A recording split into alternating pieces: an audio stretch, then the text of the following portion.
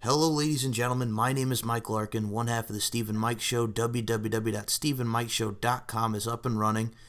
And I'm back with episode 133 of the Pop Culture History Podcast. You've heard him on this podcast before. You've heard him on The Mic with Mike. We had great feedback from our last episode talking about Marilyn Manson. I'm on the line with Mr. Killer Kross. Kross, you got a big matchup coming this Thursday. How you feeling? Well, I feel excellent as usual, and I also feel slightly irritated as usual. That kind of is par for the course every single day, but all is well.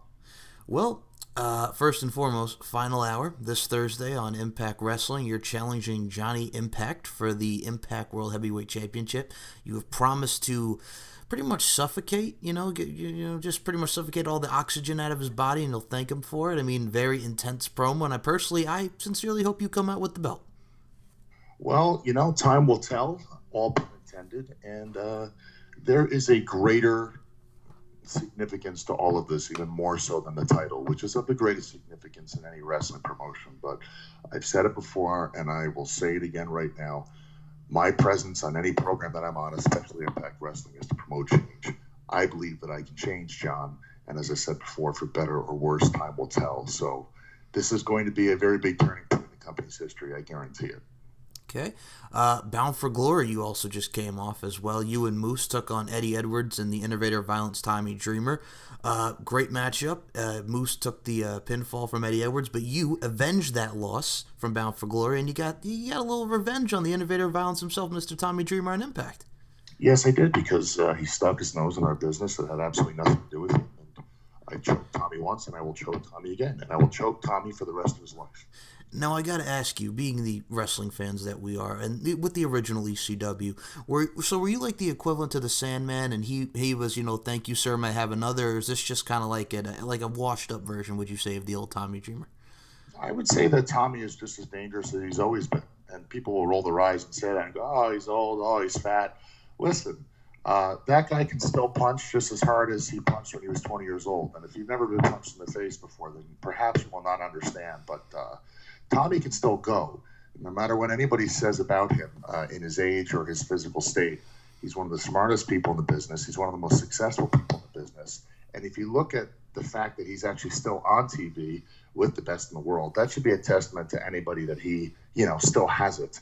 I don't think he's one of those people that's ever going to lose it. Mm-hmm. He very much reminds me of,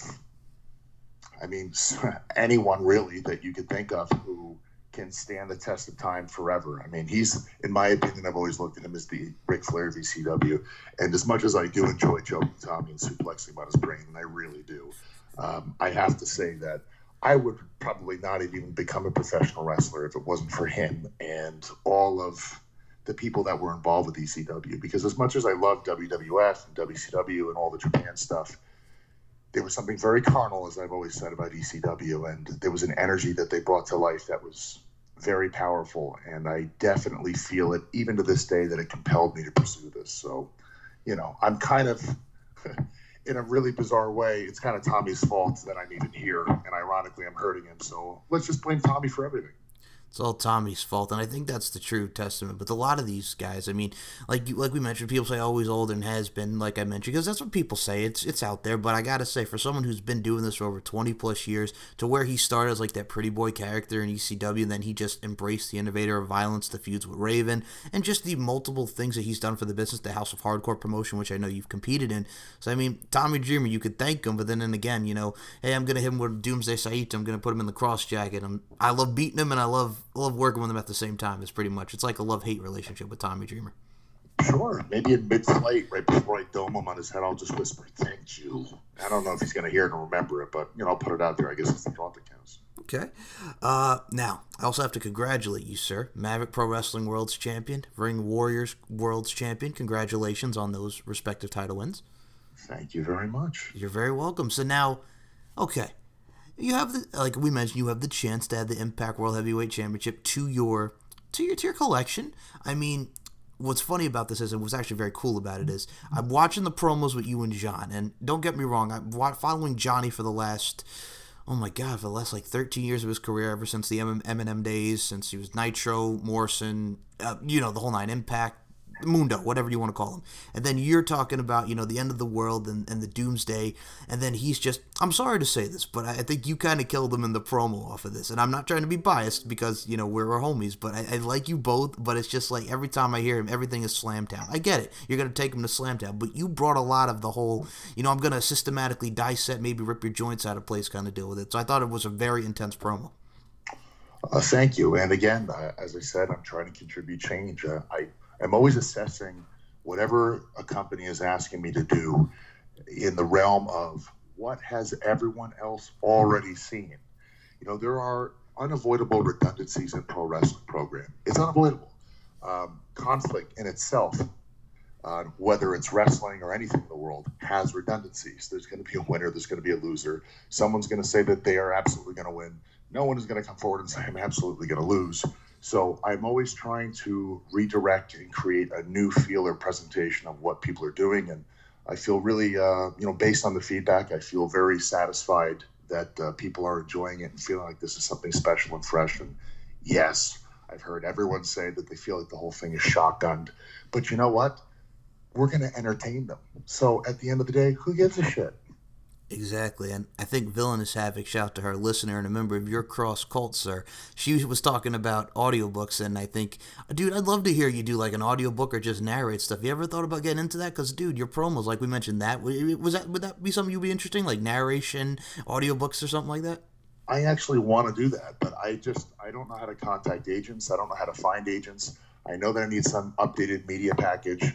I've been a one-man show for a very long time, and I need assistance. Like anyone who will hear this, or anyone, I need assistance in terms of getting my roots out there. I just actually spoke to someone in the United Kingdom just literally before I, started talking to you right now about getting involved with television, action films, movies. Like if there's anyone out there that's interested in letting me know that they have services that will be a benefit to me, let me know now, because I'm getting hit up like crazy, like I've never been in my life, and I don't know who to trust, and I don't know who's actually, has a more optimized skill set than the other. So last couple things I actually want to mention on wrestling before we get into what we're going to be talking about today: conspiracy theory with Jesse Ventura and overall conspiracy theories in general. A couple final points I want to make. So tomorrow, I've been checking out Impact Wrestling via the social media. You and Mr. Johnny Impact are going to be on the same call, Backstage Pass podcast. That's going to be very interesting to listen to. I know a lot of people are going to send their questions, but you and Johnny on the same line, my friend. Yeah, that will be very interesting. So that'll be tomorrow at 2 p.m. Eastern on Impact Wrestling's YouTube page. And the other thing I have to mention, Lucha Underground, sir. Man, the Rabbit Tribe came close. They had a very dominant performance. Paul London, unfortunately, took the pinfall. You were not too pleased with this. Dare I say you were royally pissed off. And Mr. Sammy Guevara paid for that. Yeah, I was pretty furious about that. What can I say? That was not exactly what was supposed to happen. Things didn't go according to plan. But, I got what I needed out of it, which was to maim someone. So, on to the next day. That was yesterday. Today's today. Who's the next victim? And unfortunately, it was Sammy Guevara, who, by the way, is a very promising talent. And check out Lucha Underground. Dude, this week is the season finale of Season 4, Ultima Lucha Cuatro, Part Dos, and then we move on to Season 5, which I know you're very excited for. Absolutely. So, sir, conspiracy theories. You actually inspired this episode because last time I had you on, you did a killer Jesse Ventura impression. And it also ties into wrestling because we were both fans of his promos, his work, The Predator. I think Jesse Ventura, like many, like you mentioned in your promo, like when you laid the card on Johnny Impact, the whole thing, like, it's insulting to call someone crazy. And that's what some people would refer to Jesse Ventura with, all this conspiracy theories and the mind control and what he says. But I just got to say this to you. I don't think he's crazy. I think Jesse just has a different perspective. I think he's a very intelligent man. I think he just has a different perspective on some things. Well, how do you actually call the guy crazy anyways? I mean, he obviously has a high IQ. He's been voted into the government. He's had the trust of, statewise an entire population of people to vote him in. There was never anything wrong with the position that he occupied in office as governor. And you have to understand, anyone who's traveled the world or has seen special or unique or even awful things on this planet, you realize that there are subcultures and there are societies and there are occupations where you wind up seeing things that other people do not see. And then you wind up seeing things everywhere in life that other people are not seeing, that you are around all the time. That will change a person, and he would be one of those people. I would stand very firmly on that statement. You have to understand. People have to understand that all of the information is not always right in front of your face, and even that sometimes when it is, you don't even know how to translate it. And I think that's why people think that he's nuts and he says stuff like that. I mean, think about it this way too. He's been in the government, he's been in the military, and he's a public figure. Does he really feel like he needs to jeopardize his character and integrity as a human being, at the level that he's at by saying this stuff if he really didn't believe it or didn't think that it was true or didn't know that it was true? And it's so interesting, like, to hear him. Like, I remember listening to him on Chris Jericho's Talk is Jericho podcast. He was promoting his many books, which I have to ask before I even get into this. Did you have any of Jesse Ventura's books? Honestly, I don't, but if I had them at my disposal, I would read them.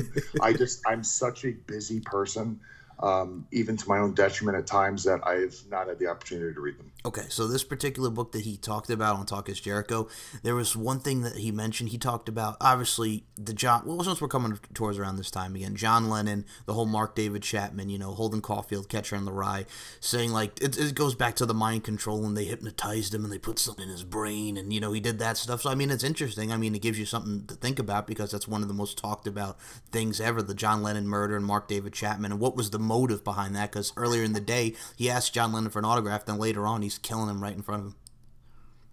Yeah, I mean, it's to a point now where 30 to 40 years later, there are people in the government or present bodies in the government that don't even deny that these things were actually accurate. Whereas in the present moment, when people were calling them out on it, they denied it. Like, that's literally almost every single awful thing that the government has ever been accused of. They wind up admitting it years later when people are gone or dead or in jail. It's nothing he said, in my opinion, has ever been overly far-fetched, especially on those subjects. Okay. Well, a couple ones I do have to mention, because there were so many memorable episodes of this. Because I remember when I first heard that True TV was going to be putting this on, I'm like, okay, cool, Jesse Ventura. I'm a wrestling fan. I love Jesse Ventura, former governor of Minnesota. And early on in those episodes, he got right to the point with 9/11. Now, I got to ask you, I was 9 years old when 9/11 happened, and my aunt was just a couple blocks down from where the attack happened. And my aunt didn't get home until 2 or 3 in the morning that night. And just, I mentioned, such a tragic event in America's history. So I got to ask you, when he talks about 9/11 conspiracy and the black box recordings and may have been an inside job, I mean, what are your thoughts about the whole thing where he talks about 9/11? Well, here's the thing. So for anyone listening, when people talk about this, it's obviously always going to be an emotional subject because it's awful. Awful subjects in general across the boards always elicit a very strong emotional response. And when you're talking to someone who doesn't feel as connected as you do about the subject, they may come off as indifferent, or they may just come off very level, very zen about it. So when you have someone getting eccentric about any sort of subject, it can sometimes freak people out if they look like they're nuts. And oftentimes, we don't have all the answers. We're never going to have all the answers. So like certain words that we're using, like the government did it. I mean, what are we really saying? Like, a lot of times people say that and they're referring to something else, or they're just referring to a branch of government, or they're referring to people in the government. Because at the end of the day, if we're speaking in literal terms, you can apply to work for the government online. You could be a social worker, you could be a tax filer, like the government itself, the entire government obviously didn't do it, but I don't know. I mean, historically, haven't people in the CIA and the NSA been involved with a lot of shady shit? I mean, like the terms that people use are not entirely accurate. So when they're talking about how they think the government did it, and they're talking to people who believe that Al Qaeda did it, they're automatically thinking like, who in the government, why in the government? These aren't people that really research all of the people who did profit from the whole 9/11 attack. So there's just people need to work on a better means of communication when they're discussing this in general, because people want to shoot it down because it feels and sounds ridiculous, because it's coming from a place where why would someone do that? That's so awful. No one would ever do it. They're trying to translate what happened through the way they feel, or the way they know how people feel. And what you have to take into consideration is when someone's going to commit a crime like this, or even a passion crime, a simple passion homicide crime, you cannot get into someone's mind and relate with what they're feeling. Like, that is pure arrogance. It's pure ego to actually believe that you can get into the psyche or the emotional state of someone who would do something that you would never do. Um, do I believe that it was an inside job? 100%. Because I've researched it for years. I didn't believe it in the beginning. I didn't want to believe it. I was one of those people, my fucking blood would boil when people would suggest that it was an inside job. But I didn't have to look very hard to see that the narrative that they put on the television made no fucking sense with what I was watching. Sorry about my French, but I'm one of those people who gets very passionate about it. So I just, it's the writings on the wall. And there's tons of documentaries, and I'm sure there's counter documentaries, but there's tons of documentaries of people that were there, involved with it, involved with demolitions, involved with architecture, involved with different science communities that can state an undisputed argument that the building was taken down internally and not by those planes. So, I mean, what are we saying? Like, they used bombs and they used planes. What the fuck? Why would they fly the plane in? It just becomes like you start asking nonsensical questions, and it was an inside job, 100 fucking percent, in my opinion. Okay. I have a couple more I'm going to ask you about, but first and foremost, I did mention, I'm just going to go back to wrestling really quickly. Bound for Glory. Great match, like I mentioned, Eddie Edwards and Tommy Dreamer against yourself and Money Moose. Sir, you were out there at the main event between Johnny Impact defeating Austin Aries for the Impact World's Heavyweight Championship. You could cut the tension with a knife. Can you tell us about the experience being out there for that main event and the big matchup feel that it was? Very confusing. Very confusing. I had a feeling internally through my energies, my intuition, whatever you'd like to call it, that a lot of things were off. And I assumed that the both of them were going to go out there and do good business. And I think that they did do good business. I come from a sports combat background, so I don't panic the way other people do when they see stuff like that. I am not part of the victimhood platform, nor do I support it. They're two grown men doing what they're going to do. They got paid to do it, and people, I believe, got more than their money's worth. So, in terms of conduct, I really didn't inherit any sort of negative energy from anyone that was pissed off at the way Austin conducted himself. He's a grown man. He can do whatever he wants. Do I think it was good or bad for business? I'm indifferent to it. I don't really have much of an opinion on it. And that's not me dodging the question. I just wish the match would have happened a little bit differently, but everyone enjoyed it. So it happened. It is what it is. And, me personally, I moved past it and I just enjoy it for what it is. The both of them are fine as far as I know. And I'm just, looking forward to seeing what happens next with all of this. I have a feeling that it's not quite over. Okay. First and foremost, I also got to say, now I watched your tag match, and I got to say, it's kind of weird seeing you in that. It kind of reminded me like a Hitman type outfit, like Agent 47, little Hitman action. I thought, different outlook, different view, fashion style. And I have to mention this because Moose kind of looked like a cross between, I guess if I was to bottom line this and make a pop culture wrestling reference, he kind of looked like Eddie Murphy Coming to America / Remember the Time music video, and a cross between Prince Nana of the Embassy and Ring of Honor. Would that be a fair assessment? Yes, I love his outfits. I look forward to seeing his outfits every single taping. Sometimes he will take a picture of them and he'll send them to me, and I just die laughing. I've approved everything he's done. I think it's fantastic. And actually, in the very beginning, we were contemplating. I mean, maybe I don't know if he knew it was going to be like this. He may have. But I told him as soon as I saw his second outfit, I said, I guarantee you people are going to be tuning in every week in anticipation to see what the next fucking ridiculous thing is that you're wearing. And he goes, I think you're right. And I go, I'm positive. I was like, don't ever stop doing this because I will be upset. I will go into a deep state depression if you ever stop doing this. Well, sir, I will say I'm quite intrigued every time I see him come out. So it's working, and it is catching on. I see that with a lot of Impact fans, myself included. So it definitely is catching on. And may I ask about your attire there? Because you kind of like that Hitman kind of deal when you were at Bound for Glory there. I mean, what was the inspiration behind that? I was just thinking about the movie Bronson. It's one of my favorite films. It's with Tom Hardy. It's not a super famous film, but I'm sure millions of people all over the world have seen it. It was released perhaps 8 to 10 years ago. It was about a guy who has been regarded as the world's most dangerous inmate in England, and a lot of what that guy went through in his life, without going into a great detail, the real life person. Um, I have found very strong parallels to things that I have gone through, things that I have felt, and that movie really spoke to me. And the performance Tom Hardy put on in that film really, really spoke with me. It kind of imprinted something in me. And I got the Hitman thing, and I guess it was within that realm. I also got a thing for Low Key, and it was a bit of a nod to him. I've always really enjoyed his work, although him and I are both very different. Um, yeah, I kind of got all that, and then more or less it was from the movie Bronson. I wanted to bring that out. Plus, it was impromptu. I didn't think it made sense for Killer Cross to be out there in his ring attire. It wasn't supposed to be having a match that night, so to speak. Well, it translated very well, and I gotta say, I enjoyed the match thoroughly. And like I said, I can't wait for this Thursday. Final hour, you and Johnny Impact, Johnny Neck Brace. I'll use your term there for the Impact's World Heavyweight Championship. So, a couple final ones with the. With the conspiracy theory, and as always, I appreciate your times. I know we have a limited time today, but I'm glad that we got to do this, and as I said, you're more than welcome to come back on anytime. Oh, thank you very much. You're very welcome. All right, so a couple big ones from conspiracy theory. Number one, I remember reading the book in high school. Big Brother. Big Brother is watching you. Now, I've read the book 1984. It was very interesting. I think I read it my senior year in high school. I just remember the movie 1984, seeing that movie.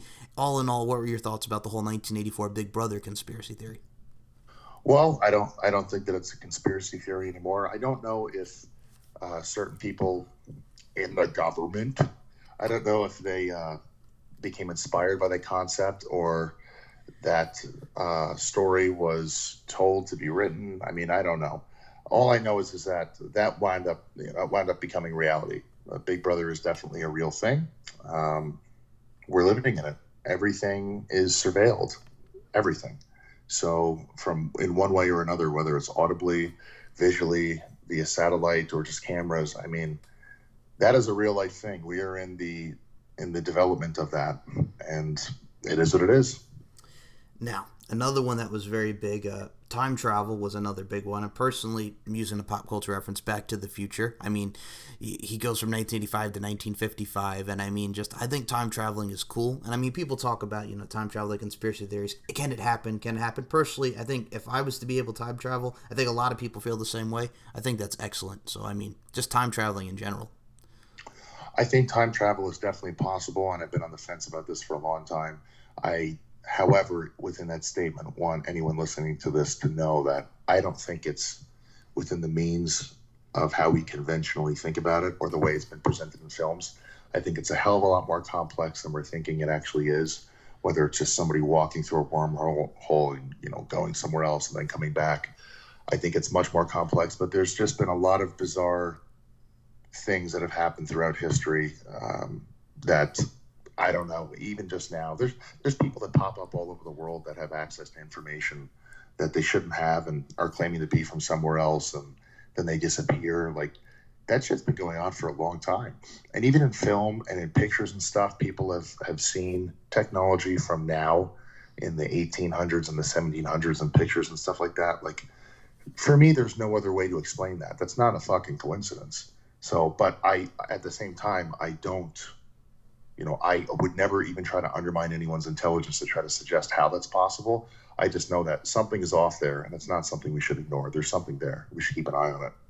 Two more, and I think you'll enjoy these next two. First and foremost, how could I not mention this? Reptilian, shape-shifting lizards, another aliens, the whole nine. Thoughts on that whole thing that we saw with conspiracy theory, just conspiracy theories in general? I will tell you what I believe. It's a combination of two theories. Okay. This is just what I believe. I'm not trying to shove this down anyone's throat and arbitrate the way people think. However, I do believe in other life forms. Whether or not I'm totally convinced that they're here or not, or visit, I definitely think that they do visit. I don't know if they're permanently here, but it is asinine to think that we are the only life form that has been here to Earth in the last several million years, or billion, or anything. I mean, the whole universe is a very big place. And whether microorganisms are developing into other bipedal organisms like ourselves, the probability of that is probably very low, but it's not impossible. And I think that, there are different dimensions, third and fourth dimension, fifth, sixth, first and second. I do believe in vibrational frequencies. They've been proven to be real. And I do think that there are life forms that exist on lower vibrational frequencies, our frequencies, and higher frequencies that we periodically come into contact with. Perhaps sometimes we shouldn't, and perhaps sometimes we should. And in the simplest way, I think that different religious texts, with their limited understanding and comprehension of what we're talking about right now, have disguised or dressed up, or maybe just thought these things to be evil, or they've referenced them to be evil, or referenced them to be good or from a higher place. I think that there is a spiritual awakening that is occurring in the human race more so right now than ever. And perhaps this has happened before in previous histories, either lost, forgotten, or deliberately neglected. But I think the whole reptilian thing, again, is something that is heavily misunderstood through mainstream conspiracy theories. I don't know. I have no idea what it actually is, but there's too much material and too much gossip for it not to be something. Something has happened, and eventually we're going to get to the bottom of it, I believe. With the age of the internet and the age of exchanging information, a lot of people deliberately try to convolute and pollute the information that's out there. Eventually we will get to the bottom of it, because it's impossible to hide anything for too long. Okay, one final one, and then we'll do our closing thoughts. Brain invaders. Now, this is one where he claimed that they are being manipulated and tortured by mind control signals after they have spoken out against the government. What are your thoughts about these mind control signals and the brain invaders conspiracy? Mind control? Did you say mind control? Yes, I did. It's been admitted. It's been admitted by CIA, FBI, that they have experimented with mind control stuff. They're not the only ones either. Russia has been very open about doing that as well. There is a counter conspiracy that this was something cooked up during the Cold War to scare the other side, that they're doing things that they don't understand and have access to torturous methods to try to cool things off and promote fear. I believe that 100% they're doing it. I don't know how effective it is. I would imagine that there's probably not an exact science to it. You're probably more than likely going to wind up cooking somebody's brain, making them go insane. You're probably going to have to lobotomize them or kill them. But I think that people can be hacked. Not in the conventional way we think of, because we don't have access to the information on how to do it. But I think that's been going on for a long time. I don't think that Manchurian Candidate thing is just a fictional narrative. I think that it's been happening for a very long time, and governments have notoriously been known all over the world, when they're in places and situations and times unchecked, they will do horrendous fucking things to human beings, and they will justify it in the name of, national defense. And if they feel that they can hack people and they can interrogate people and crack people, if there's a time and a place to do it, whether it's on an inmate or a politician, or maybe there's actual personal consent from the person to try the science or whatever, however you'd like to refer to it, I believe it's happening. And especially too, because there have been people in national defense that have actually come out and said it's happened. They've been saying it for 40 years that it's been going on. So it's not a conspiracy theory to me. That's something that's fucking happening. I think what we can take from all these and just talking about this is question everything and just think, man. Just think. Do your research and just go out there and just keep questioning everything and thinking. I think that pretty much is a fair assessment as far as conspiracy theories and just in general about all facets of life. Absolutely. And there was a quote I heard just recently, or I read it from somewhere. It's, there are certain games that you cannot play unless you are all in. And we are spectators to a lot of shit, and we are never going to find or have all of the answers to things that we are observing or hearing about or listening unless we're all in. And the dangerous thing about being all in, like in any game, is, you have a very high probability of losing everything. So, we're not going to ever have complete access to all this stuff, which might be a good thing. And I think what's also very interesting is like, okay, and first and foremost, I will say this: you don't have to apologize for cursing on this show. I know how passionate you get. I've seen your live videos, Mister at Real Killer Cross on Instagram. I've seen you get very passionate about this stuff. I even saw you throw some political stuff in the garbage there, which I still crack up at because I think a lot of us do that. Like you get those like flyers in the mail and all that, and everybody's just Oh like, "What?" yes. I've seen you do it. It's funny, and I mean it's true. I think we all have had those times where it's just like, ugh, I know you want us to vote for you, but let's do our research. And actually, because today is election day, it's very imminent to say it right now. Get out and vote, but also do your research. Yep. I think Absolutely. it's a fair assessment. But like I said, like I know how passionate you are, and I like that passion. I think you could just keep up with it, man. Because I that's why I like you. That's why I like you. Well, I give a shit, you know? I do, and I appreciate that. Speaking of that, one other thing. Tuck your chin, motherfucker, is probably one of the best lines I've ever heard in my life. Can you explain that line to people? Because I think I know what it's about. Because can you just explain tuck your chin, motherfucker, really quickly? I started blurting that out probably when I was like 16 or 17. In boxing, you do need to keep your chin tucked so you don't catch uppercuts and you don't put your chin out there. It started with boxing, and then I noticed they started saying it in judo when we were doing the throws and the counters and stuff like that, so you didn't bang your head on the ground when you got tossed. And then when I started at my pro wrestling academy, they were saying to tuck your chin when you're hitting the canvas so you don't rock your head against the canvas and get a concussion. So I was just like, there's so many synonymous things. I thought it was fucking hilarious, and I couldn't believe that no one in wrestling had said it yet.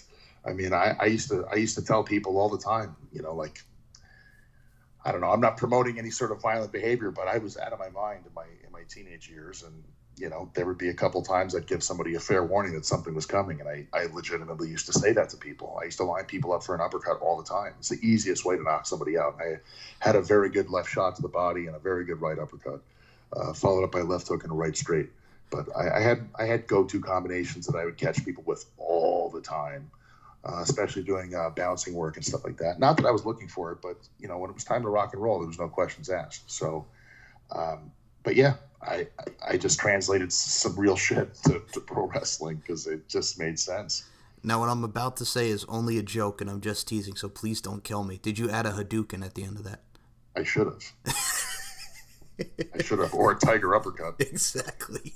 Well, I think it also, because when I hear that, I think, like you mentioned, MMA, judo, it does apply to all facets of life, but I think of wrestling, like, there's so many people, like, whether it be, like, for instance, AJ Styles and Yoshitatsu breaking his neck on that Styles clash, and I think Steven Richards, for Impact Wrestling fans, for those that remember that match with Steven Richards, and you see it a lot. I mean, Gary Wolf, Pitbull, I mean, you got to tuck your head on this and tuck your chin, because you don't want to have concussions, neck injuries, or anything related in that fashion. Yeah. You got to be safe and spectacular, man. Oh, yes. So I just wanted to add that. And for our final thoughts here, I just want to say this to you. Thank you, as always, for doing this. It's always a pleasure. And I know you give a shit, and I'm glad you give a shit, because I give a shit, and people should give a shit. Go out there and vote today. Do your research and just enjoy. But, sir, as always, it's a pleasure. Please promote the Twitter, Facebook, Instagram, the whole nine. Your website, the floor is yours. Absolutely. KillerKross.com, KROSS.com is a 1-2 stop. You get everything right there. It's all social media is attached to the website, merchandise, my dates, which I will be adding for next year, are starting to pile up. I will be in the United Kingdom next year, soon to be announced. And everything I'm doing is on that website. On YouTube as well, which is also attached to the website, I have literally hundreds of free content, hours and hours and hours of stuff. It's all free. You can watch everything from the beginning of my career to now. I also have stuff from Impact Wrestling attached to a playlist called The Chronicles. You can watch everything chronologically from the beginning to the end. I encourage everyone to check it out. Everything is free, except for the merchandise. So what you're saying is, unless you pay, hands off the merchandise? Exactly. Okay. Now, I'm going to do this here early preview. I know we got Backstage Pass tomorrow with you and Johnny on that line, but do you have any final words for your opponent going into this Thursday's World Championship matchup? Absolutely. I'm going to harm John probably worse than anyone who has ever harmed him in his entire life, whether it's his family, whether it's his friends, whether it's someone in the ring. I am going to harm him. That is going to be the number one objective, the number one priority of the match. Even more so than attempting to beat him for the Impact World Championship, because I have no doubt that I can do that. I can beat anyone on this planet. Every once in a while you meet somebody in life and they've got your ticket and you want to stay away from that person. Me, I've got everybody's fucking ticket. That's who I am to this business. I have every single person's ticket in my left pocket. So we shall see what happens at Final Hour, but I guarantee you this is the beginning of something that is going to put everyone in this company on a brand new course.